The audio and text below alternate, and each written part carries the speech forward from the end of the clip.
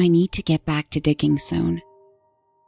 My son is digging now, God bless him. He thinks I'm asleep, but that's not going to happen. I haven't slept easy for the last year, and now I don't sleep at all.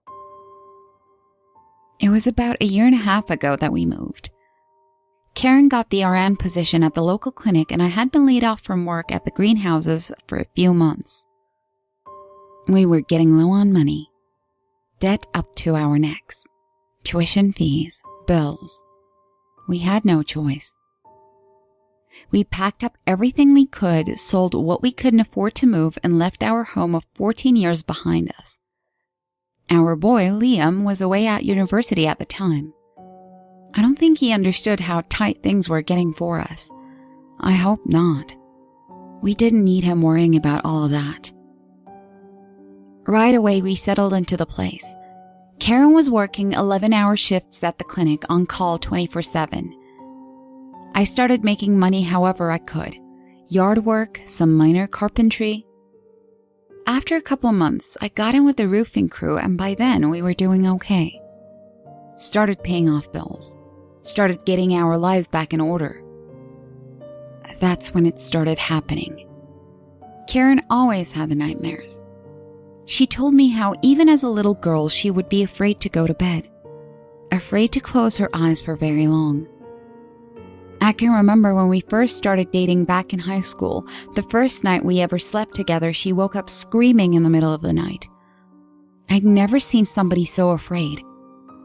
Most people tend to grow out of those things when they get older. The occasional bad dream isn't that abnormal, but for me, adulthood means now I hardly dream at all. For Karen, the dreams never went away. She'd wake up almost every night in a sweat, shaking and out of breath. About 3 years after our marriage, she finally took the doctor's advice and went on a sleeping aid. They didn't stop completely, but with the pills, she could get through every other night with at least a few hours of good sleep. And that's what she told me, at least. It was always the same. She'd wake up with a jump, breathing fast and wiping tears out of her eyes. "I was falling again," she'd say. "Just falling down and down." I'd hold her for a bit. We'd shake it off and go back to sleep. It was normal for us, just one of those things you deal with as a couple. I never thought it would get so bad. We'd both had a long day. Karen had just got home from the clinic, and I'd finished up work on the Thompson's roof with the boys about an hour before she got back. I had the grill going when she walked up the front steps. It was the hottest day of that summer, 36 degrees in the shade. Isn't it funny, the stupid little things you remember? We ate pork chops for supper, talked to Liam on the phone, had a cold shower and watched some TV before going upstairs to bed. I woke up expecting to hear Karen's rapid breathing and gasp of shock, but everything was quiet, peaceful. Something was off, though. Something didn't feel right. I don't know if you have a significant other in your life, but when you share a bed with somebody for a long time, you get really used to it.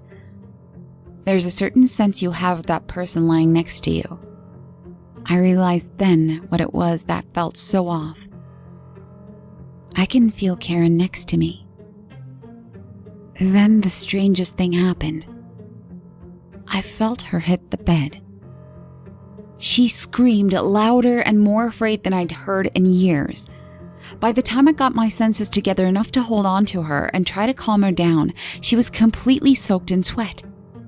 When I pulled the bed sheets off her, Karen's skin was cold to the touch and she wouldn't stop crying. I had never felt so helpless, holding on to her and trying to talk her out of it.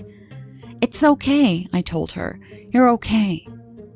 All the while, the bed was still shaking from when she had landed on the mattress. After a long time, she did fall back to sleep. I laid awake, thinking. What happened hadn't made any sense. I was sure that this time, and as far as I knew for the first time, Karen really had been falling in her sleep. After thinking it over for what felt like hours, I convinced myself of how it all went down. She must have been sleepwalking and fell on the bed after I woke up. That would explain why she hit the bed so hard. Maybe when she had been walking around, she had bumped into something, and that's why I had woken up at that moment. I never woke up before Karen, not before this one time. I laid there until the morning, trying to believe the explanation I had come up with, but two things wouldn't allow me to be convinced. Karen never sleepwalked, and even if she had been that night, how did she get under the sheets so fast after falling in the bed? I remember being completely out of it the next day after getting hardly any sleep and having the incident heavy on my mind. I didn't say anything to Karen about it, but I could tell she knew something was up. That night when we went to bed, I didn't fall asleep as quickly as I usually did. I lay there next to her, feeling the sheets move with her breathing, hearing the rain pattering over the deck outside. That night, she didn't even wake up, and after a few hours, I went to sleep. It didn't happen again for the rest of the week. The week after that, she had a couple of nightmares, but nothing out of the ordinary, just what we had grown used to over the years. Another week passed by and I stopped worrying about it. We carried on with our lives. Liam came home to visit for a few days between the end of his summer job and the start of the new semester. Things were good. A week after Labor Day, it happened again. This time it was worse. At 4 a.m, I woke up to Karen screaming and shaking around, but again, something was off. Her screams were shrill, frantic, but her voice sounded muffled. Again, I couldn't feel her lying next to me, and I started crawling around, pulling up the sheets and feeling around for her with no luck. In my freshly woken state, it took me a moment to realize what was happening. Karen's screams were coming from underneath the bed. With the lights on and my senses back, I got her out from under there in a few seconds, but she was in a rough shape. By the time I got her calmed down, she was still shivering like hell, cold and sweaty. I wanted to take her to the clinic, but she wouldn't go. She just wouldn't. We sat there all night, leaning up against the bed, holding on to each other with the lights turned on. When I started to come down from the shock, I told Karen I was scared. She told me she was too. With my wife's new sleepwalking problem, sleep started becoming hard to come by. Most nights I'd end up lying awake until sunrise, unable to keep my eyes shut. Karen would tell me there was nothing to worry about, but of course I couldn't believe her. Not more than 2 weeks had passed when it happened the next time. Just like before, Karen would end up under the bed in a complete state of shock. I could do nothing but get her out of there as fast as possible and try to calm her down. In November, it happened twice. Still, she refused to go see the doctor. The end of November is when I decided to set up the camera. I didn't tell Karen about this at first because I knew she wouldn't allow it. She was determined to try and forget about the incidents, but I couldn't. It felt too strange to write off as a sudden case of sleepwalking, and if that's all it was, at least then I'd know for sure. I borrowed a trail cam from one of the boys in the roofing crew. They'd use it for hunting during the fall. Basically, you set the thing up, and if it detects motion, an infrared camera takes a snapshot of whatever's going on. It works in total dark, and it will take a picture every 5 seconds as long as there is movement. If Karen was sleepwalking, I'd have to catch it with this thing. I hid it in my work bag, which I kept on my dresser in the bedroom. Each night before bed, while Karen was in the bathroom taking her makeup off, I'd turn on the trail cam and set it up so that the lens pointed out of the open end of the bag. For weeks, I'd set up that damn thing every night and nothing happened. Karen would have her usual nightmares, but nothing like what had happened before. Every morning, I'd check the photos and find nothing but a few shots of us rolling over in bed or the occasional time one of us went to the bathroom. Nothing. I started wondering why I was doing this, but during Christmas break, Karen had another incident, and this time, the camera was ready. Liam was home for Christmas, and we'd all been over to a friend's place for a visit and drinks. Around midnight, we got back home and said goodnight to one another before heading upstairs to our bedrooms. I turned on the trail cam, not really expecting anything. At that point, it had just become habit. I jumped out of the bed as soon as I heard Karen's screams. I turned on the light and rushed back to the bed, ready to reach in and pull her out, my heart pounding in my chest. I got down on my hands and knees but realized after a moment that she wasn't there. The space under the bed was empty. That's when Liam came into the room. His face was a mixture of confusion and shock. He said, "Dad, what's going on?" I couldn't speak. I couldn't think. I realized then that Karen's screaming was coming from outside the bedroom. She sounded like she was downstairs somewhere. I darted out of the room and ran down the hall, down the stairs with Liam following close behind. We found her lying in the middle of the kitchen floor, clutching her bloody left arm to her chest. She was sobbing, screaming in terror and unable to get up off the floor. When I went to her, I saw the bone jutting out of her forearm. Instinct kicked in.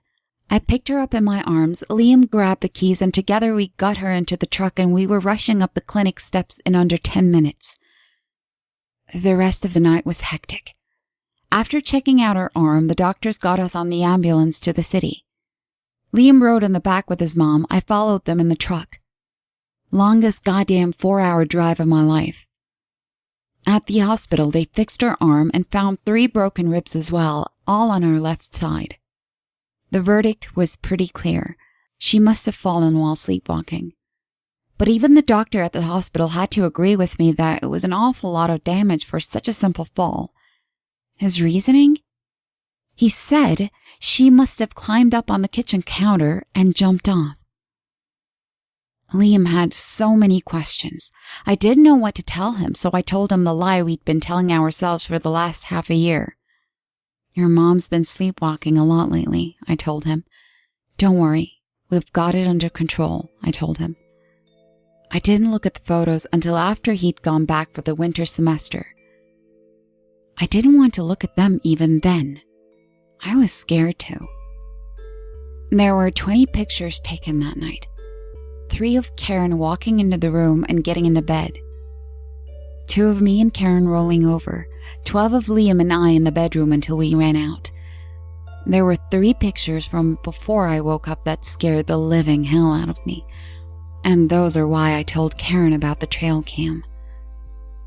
The first picture showed me and Karen lying side by side in bed, blankets up to our chins, peacefully sleeping.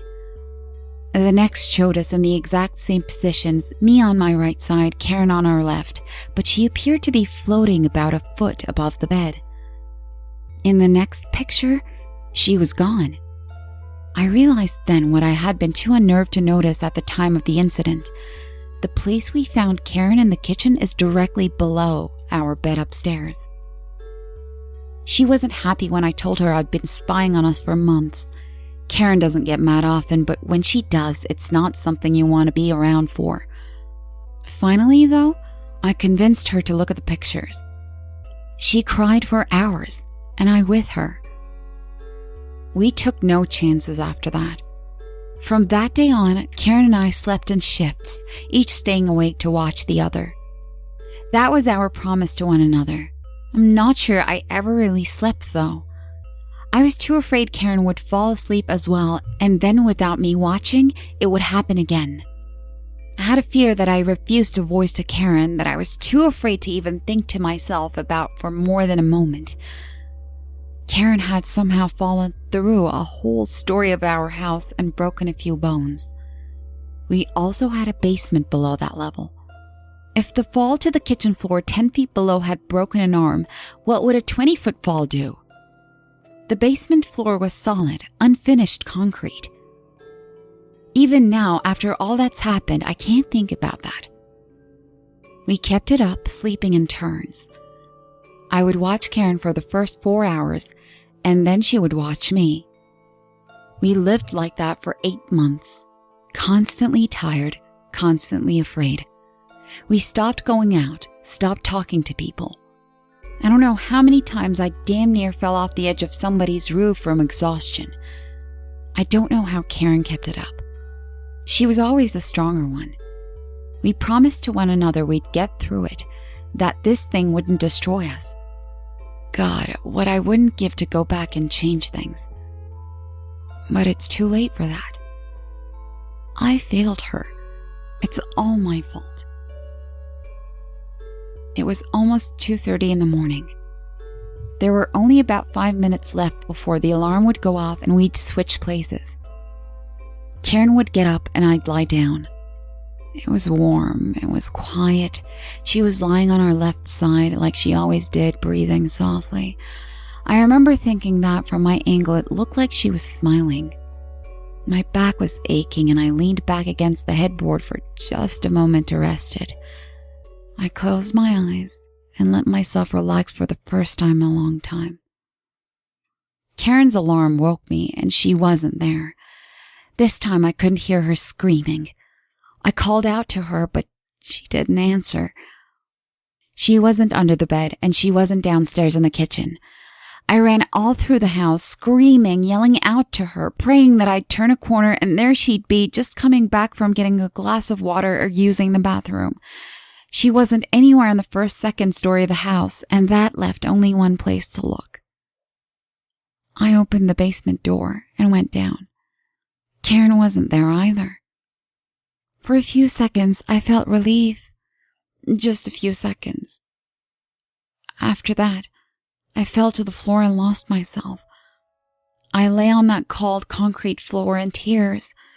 All the exhaustion and emotion that had built up in me over those 8 long months just took over, and I couldn't get up. In my hysteria, I imagined her down there somewhere under the ground, still screaming and shaking in fear from her falling nightmare. A few times I even thought I could hear her. The next morning, the clinic called the house asking about Karen. "She's gone," I told them. "I lost her." I don't know how long I spent walking around in the house, calling out her name before I finally decided what needed to be done. I went out to the shed, the sunlight blinding me, and grabbed the sledgehammer and pickaxe. The cops came to the house. The sheriff and deputy both came to check things out after Karen hadn't showed up for work, and I suppose what I told the receptionist must have given them a bit of a scare. They asked me what I was doing, all covered in dirt and dust, and I told them what I was doing. "Looking for Karen," I told them. "Now I get it. They thought I killed her. That's why they asked to come in. That's why they wanted me to show them around the house. I showed them every room, every corner, every closet. I showed them the pictures from the trail cam. I took them to the basement and showed them my work. It had taken me nearly the entire day to break through the concrete and get it cleared away. By the time they showed up, I dug down about 2 feet into the soil. It's really rocky here, so it takes a long time to make any progress. I asked them if they would help me out for a while. Sheriff agreed to help me while the deputy went to make a phone call. After a while, he came back too. For a bit, they just watched me dig, but then they joined in too. I don't know what they expected, but whatever it was, they didn't get it. They asked me a few times where Karen was, and I told them I didn't know. How could I possibly explain it to them? How could they ever understand? It broke my heart when Liam showed up at the house. Deputy called him. He'd left the city as soon as he could and made the drive home in 3 hours. He asked me what was going on, and how could I lie to him again? How could I look my boy in the eye and tell him everything was okay? Everything came out. I told him about how the nightmares his mother had been having had gotten worse and about how she kept falling and falling. At first, I know he thought I was crazy, but now I'm not so sure. He was there that night when she broke her arm. He knows that whatever's happening to us is not normal. Even the cops haven't accused me of madness yet. He asked me for a shovel and started digging as well. That was yesterday. After a while, the cops left. I asked them if they'd come back to help again in the morning, and they did. Now that there's 4 of us, the work is going much quicker. The cops keep asking me where Karen is, and I keep telling them she has to be down there somewhere. It's not the answer they're looking for, but it's the best I have. At noon today, the deputy himself stopped digging and held up a hand for us to listen. I don't know what it is, but we can hear sounds coming from below. Somewhere deeper down, something is making noise. If you hold still with your hand to the ground, you can feel the rocks shaking from time to time. We kept digging. At the time, the hole was about 7 feet deep, so we set up a ladder to help with climbing in and out for breaks. At 6 o'clock, we turned over a rock the size of the kitchen table, and lying underneath it, as shiny and clean as the day I bought it, was Karen's engagement ring. We kept digging. The ground is different down there. The earth is darker, metallic almost. The noises are getting louder. Sometimes they sound like voices. It must have been just before 10 when they told me to come upstairs and lie down. I didn't want to. I wanted to keep helping, but Liam made me promise. I won't go breaking promises to my family again. I won't. I need to get back to digging soon. It's been a few hours and I think I can hear the sheriff shouting from downstairs. Maybe they found something else. Maybe she's still alive. Maybe.